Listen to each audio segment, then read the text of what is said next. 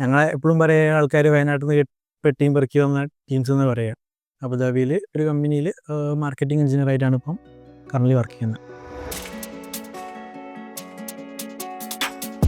ഞാനിവിടെ 7th or 8th ബാച്ചിൽ join ചെയ്തിരുന്നു.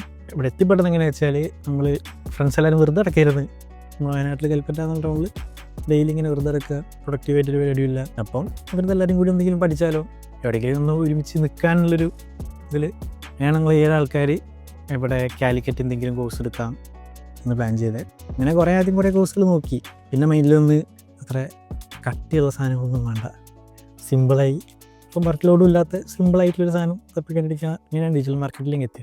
അങ്ങനെ ഞങ്ങളെല്ലാവരും കൂടിയും അവിടെ നിന്നൊരു വണ്ടി സാധനമായി ഇവിടെ ഒരു റൂം എടുത്ത് അവിടെ നിന്ന് ക്ലാസ് തുടങ്ങിയതിന് ശേഷം പിന്നെ നമ്മൾ വിചാരിച്ചോളൂ എന്നല്ലോ കേട്ടോ.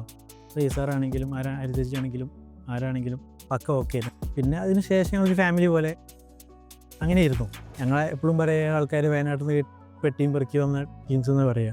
ഇവിടെ തന്നെ നമ്മൾ പകുതി മുക്കാൽ ആൾക്കാർക്കും ഇവിടെ തന്നെ പ്ലേസ്മെൻറ്റ് കിട്ടിയിട്ടുണ്ട്. ഞാൻ അതേപോലെ ഒരു സോക്ക എന്നൊരു വുമൺസ് ക്ലോത്തിങ്ങിൻ്റെ സ്റ്റോറാണ്, ഓൺലൈൻ സ്റ്റോറാണ്. അതിൻ്റെ മാർക്കറ്റിങ്ങും പിന്നെ സെയിൽസ് അങ്ങനെ ചെറിയ പരിപാടികൾ.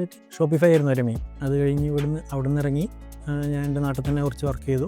അബുദാബിയിൽ ഒരു കമ്പനിയിൽ മാർക്കറ്റിംഗ് എഞ്ചിനീയറായിട്ടാണ് ഇപ്പം കറൻ്റ് വർക്ക് ചെയ്യുന്നത്. റീസാർ ഒരു അടിപൊളി മനുഷ്യനാണ്. കാരണം നമ്മളെപ്പം എങ്ങനെ എന്തിനു വിളിച്ചാലും, നമ്മളിപ്പോൾ വേറെ എവിടെയെങ്കിലും പോകുകയാണെങ്കിൽ ആരെങ്കിലും സാറന്മാരായിട്ട് വിളിക്കുകയാണെങ്കിൽ എന്തിനാണ് വിളിക്കുന്നത് അങ്ങനത്തെ ഒരു ഇത്. പക്ഷേ റീസാറിനെ എപ്പോൾ വിളിച്ചാലും സാറ് ഫോൺ കൊടുക്കും, എന്ത് ചോദിച്ചാലും അതിന് മറുപടി ഉണ്ടാവും. അത്രയാണ് റീസാറ്.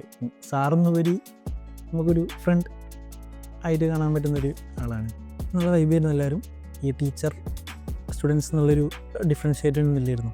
നമ്മളെല്ലാവരും ഒരേപോലെ അങ്ങനെയായിരുന്നു. നമ്മൾ അക്കാദമിക്കലി കുറേ പഠിച്ചതിനെക്കാട്ടും കൂടുതൽ നമ്മളൊരു ബോണ്ട് ക്രിയേറ്റ് ചെയ്യുന്നു. ഇവിടെ ഫണ്ണായി കുറേ പരിപാടികളൊക്കെ ചെയ്തിട്ടുണ്ട്.